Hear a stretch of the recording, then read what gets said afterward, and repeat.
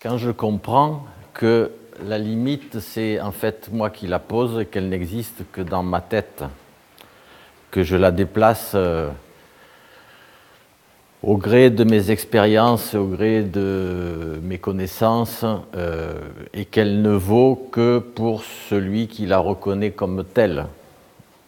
Donc c'est vraiment une ligne imaginée qui de ce fait est fluctuante, elle bouge, elle a une épaisseur et surtout elle est instrumentalisable et instrumentalisée parce qu'elle sert ensuite à conditionner, à organiser un certain nombre de choses. Si j'arrive à comprendre ça et à voir cela, je peux me poser la question, est-ce que j'ai vraiment besoin de limites ? Est-ce que la limite existe vraiment et est-ce qu'elle est utile? Est-ce qu'elle est opérationnelle? Est-ce qu'elle me sert?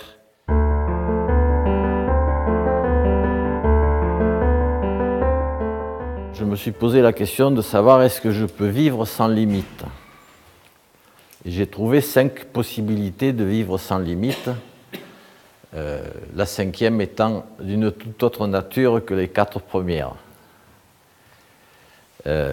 J'ai plusieurs façons d'entendre l'expression sans limite. Je peux accepter les limites, mais les franchir, par exemple, et donc je ne fais pas disparaître la notion de limite dans ce cas-là. Une première possibilité que personnellement j'ai rencontrée, c'est l'illusion. Je peux imaginer que je peux faire à peu près tout ce que je veux, et là je me lance dans la télépathie, la télétransportation, etc., un certain nombre de choses de ce genre-là. Je suis effectivement illimité. J'ai rencontré aussi des peuples qui étaient invincibles, c'est-à-dire qu'ils arrêtaient les balles avec la main.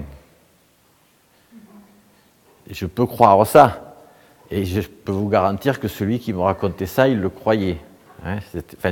Il rapportait que son père ou je ne sais pas qui avait des pouvoirs particuliers qui faisaient qu'il pouvait arrêter les balles. Bon, il y a aussi je pense aux Algonquins au Canada, par exemple, aussi, qui sont soi-disant des peuples sans peur et sans crainte, mais dès qu'ils trouvent un fusil devant, forcément, ils meurent. Donc, la première façon de vivre sans limite, c'est un peu de vivre dans l'illusion. Et il y a beaucoup de gens qui, ça existe, ou ça peut exister, ça a pu m'arriver aussi, de me croire immortel, invincible, etc. La deuxième manière d'échapper aux limites, c'est la puissance. J'acquiers suffisamment de puissance économique, politique, financière, religieuse, pour finalement installer des limites qui ne me concernent pas, mais qui vont concerner les autres. Ou bien j'acquiers une telle puissance aussi financière ou politique ou autre qui va me permettre d'atténuer les conséquences d'un franchissement de limites. Et là, on a pas mal d'exemples dans le cadre des institutions dites de justice, qui sont tout juste des institutions de droit, qui font que certains puissants échappent à la sanction de la loi, ou en tout cas ont les moyens de l'atténuer. Il y a des emprisonnements qui sont des emprisonnements de luxe et des emprisonnements qui sont un peu plus rudes. Voilà. J'ai un autre moyen de vivre sans limite, c'est de nier la limite, et en niant le fait que j'ai des limites, je les fais exister également, forcément. Parce que je ne les ai pas supprimées, je dis simplement elles n'existent pas, mais là aussi je suis dans un certain niveau d'inconscience un petit peu ici, parce que ce ne sont peut-être pas des limites, mais l'ordre naturel des choses est quand même un ordre, un certain ordre. Et la quatrième façon d'échapper aux limites, ou de penser échapper aux limites, c'est ce que j'ai appelé la contre-dépendance. Il est interdit de faire ça, donc je vais le faire. En fait, je ne fais que faire le contre-pied de ce qui m'est interdit.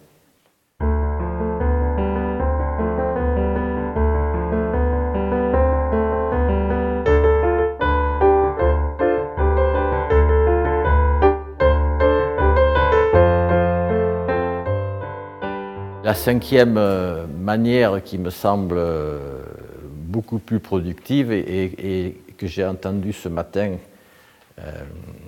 exprimer déjà, c'est tout simplement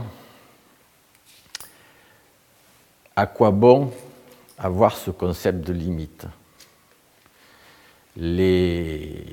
Si je regarde la vie dans la nature, que ce soit la vie animale, et je suis aussi un animal, je vis aussi bien en société.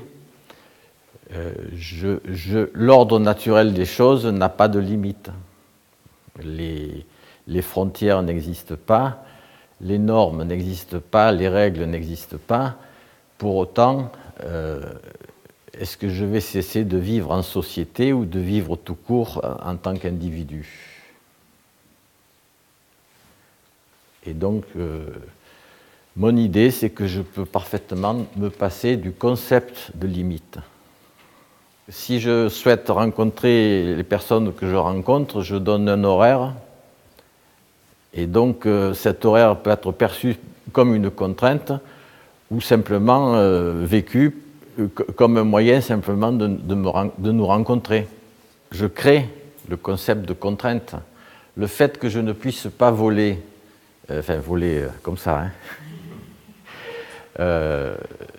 ça devient une contrainte si effectivement je me dis tiens, je voudrais voler. Si je suis dans l'ordre de ce qui est et de la vie, je ne vais pas voler bien évidemment, comme ça toujours, mais je peux ne pas le vivre comme une contrainte. Quand je suis très fatigué, je vais dormir, et dormir, ce n'est pas du tout une contrainte, mais je peux en faire une contrainte. Manger aussi, c'est peut-être une nécessité, certains en doutent, mais on va dire que c'est peut-être une nécessité, mais ce n'est pas pour autant une contrainte. Je ne suis pas obligé de manger, sauf si je suis en société, je mange à 12h30, mais je peux sauter un repas, je peux... Donc la contrainte, pour moi, ce n'est certainement pas une limite, mais c'est une vision particulière de la vie. Si je vis en vivant simplement, et par rapport à ce que je ressens en vivant simplement, je n'ai pas besoin de la notion de contrainte non plus.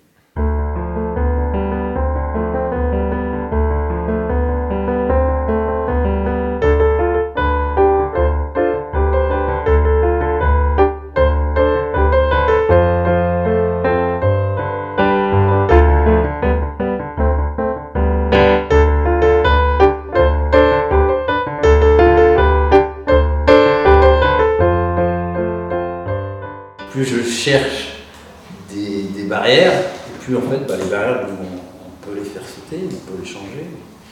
Et moi, c'est comme ça que ça me rend heureux, ça me rend positif sur la nature humaine. C'est qu'il y a, punaise, mais c'est des délires, tout ce qu'on est capable de faire et qu'on ne fait pas.